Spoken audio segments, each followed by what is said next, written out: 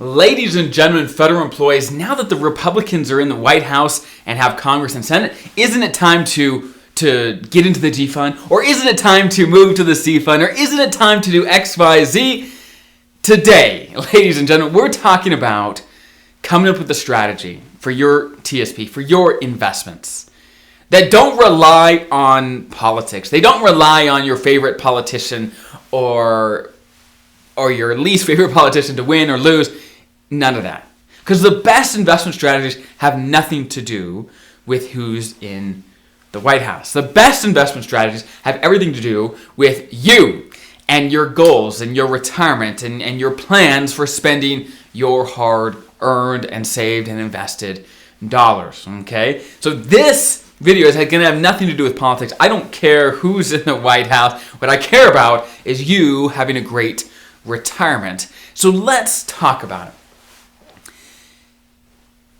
Long story short, you can look at a bunch of different articles on this, and some articles will say, well, when the Democrats are in power, the market does better, and some will say the Republicans, no, when they're in power, the market is better.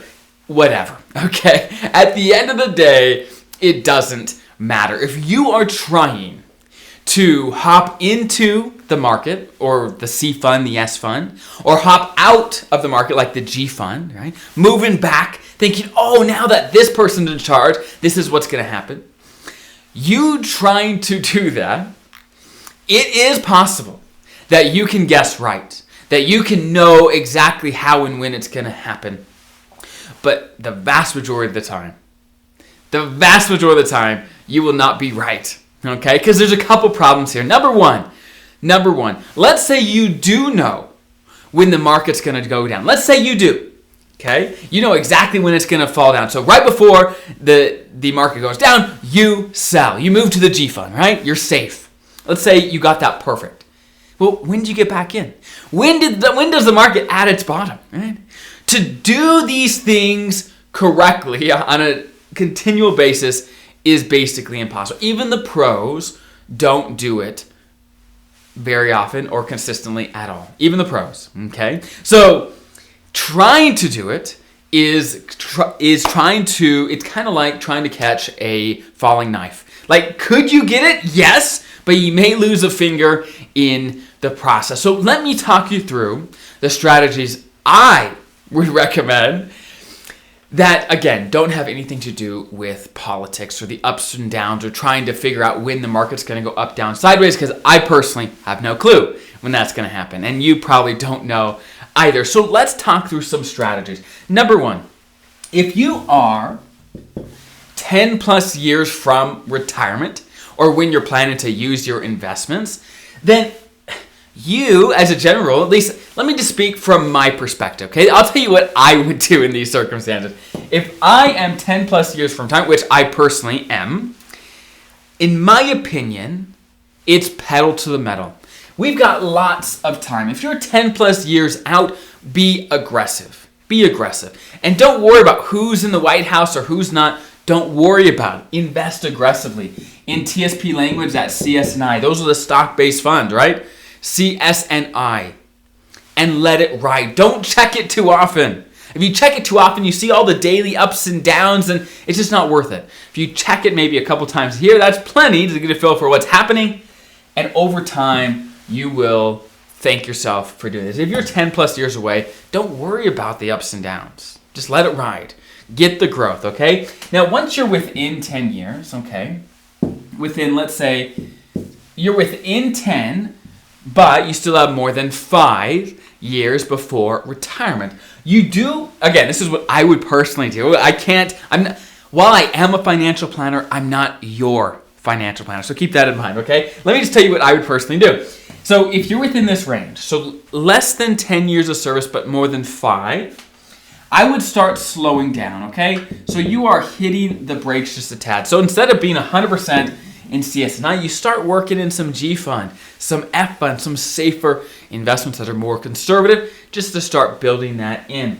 Once you get within 5 years of retirement, you want to make sure you've got a good retirement investment plan. Now, there are lots of different ways you can invest in retirement, lots of different strategies. I personally recommend and use for clients what they call the bucket strategy, okay? The bucket strategy. Now, I've got whole videos on how that bucket strategy works. So if you want the full version, go check that out. But let me give you the short version. The short version is this, is that in retirement, let me actually clean this up, make us a little room here.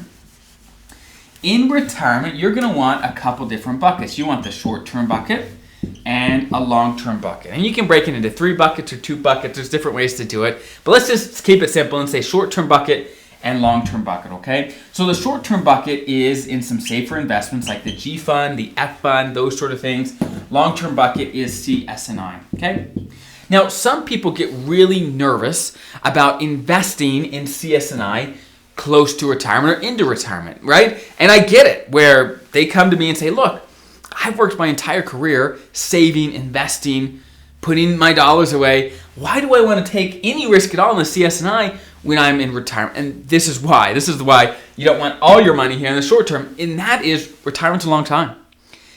Yes, if you're all in the G fund, it feels really good in the short term. But over the course of a 20, 30-year retirement, inflation's going to eat your lunch if you have too much here. You need a nice balance to make sure you have a great retirement the entire time. Okay, that's why you need to have some money in the long-term side. Now, here's our rule of thumb to figure out how much you should have in each bucket. Okay, how much short-term versus long-term. Our rule of thumb is about 8 years worth of money in this short-term bucket and then everything else in the long-term side. So what does 8 years worth of money mean? Well, any money you plan on pulling from investments in the first 8 years of retirement is what we would start putting here in the short-term side. So let me give you an example. Let's say your pension is $30,000 a year. Let's say your Social Security is another $30,000 a year, let's say. And so that's a total of $60K, okay? That from your pension and Social Security, that's your fixed income. Let's say you want to live on a total of $80,000, okay? So we need $20,000 a year from your investments to have a total of $80,000 worth of income. So $20,000 a year, we need 8 years worth, so 20,000 multiplied by 8, $160,000 is what someone would have in the short-term bucket to make sure the first 8 years of their retirement is locked in, good to go, okay? And what this bucket system allows you to do, it allows your short-term money, and it allows you to be confident to say, look, yes, the market may go down at the beginning of my retirement. Guess what? I've got the first 8 years here in the short-term bucket. Even if the market's going crazy, up, down, sideways, whatever, you've got the money you need right here to spend in the short-term bucket. It's there. But at the same time, here in the long-term bucket, it's actually growing for you over time. And this is the bucket that's going to make sure you get growth over time. You beat inflation and you never run out. Okay? So again, anything you don't need within the first 8 years, you stick over here in the long-term bucket and let it grow. So again, if you want some more details, I've got a whole video on the bucket system, but that's the idea.